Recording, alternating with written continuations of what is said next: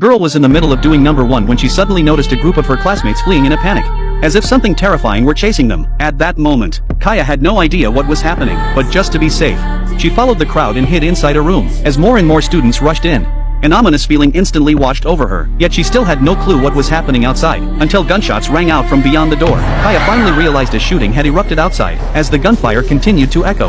Kaya knew clearly, her classmates outside had been killed. In that moment, everyone was plunged into despair. There were 650 young people on the island now, and no one knew what to do. Just then, Kaya suddenly remembered, her younger sister was still in the tents outside. She urgently asked everyone if they had seen a girl in a yellow shirt, but with hundreds of young people in the camp, they didn't know who Kaya was asking about. As the gunfire grew more frequent, everyone huddled together in fear. Kaya had no choice but to temporarily abandon the search for her sister. Unexpectedly, just then, a student suddenly shouted, "Someone's coming!"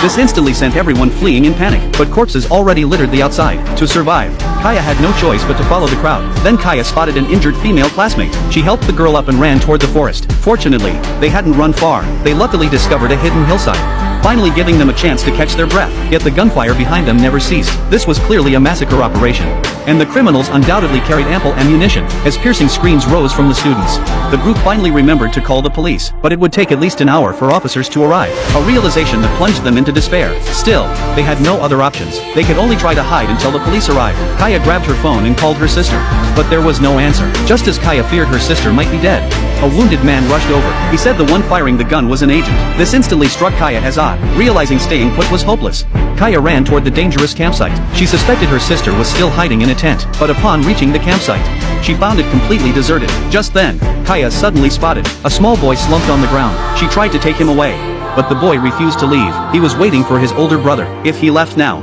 his brother would never find him. Hearing this, Kaya told the boy it was too dangerous here. She made him take off his yellow jacket and run into the forest. The boy ignored her warning. Kaya dashed toward her sister's tent, only to find it empty. Only then did she realize her sister hadn't brought her phone. Just as despair washed over Kaya, footsteps echoed outside. Paralyzed with fear, she froze. Only after the sounds faded did Kaya cautiously run toward the forest, but the forest echoed with terrifying gunfire. She quickly found a large tree to hide behind. Only after the surrounding gunfire gradually ceased did Kaya dare to emerge. She fled in the opposite direction of the shots. Soon, Kaya spotted a female classmate. She wanted to rescue this classmate, but unexpectedly, the girl said she was about to die. Only when Kaya turned her around did she discover her back was horribly mangled. Kaya quickly removed her coat and applied a makeshift bandage to the wound, but soon the killer approached. Terrified, Kaya covered the girl's mouth, though the killer eventually moved away.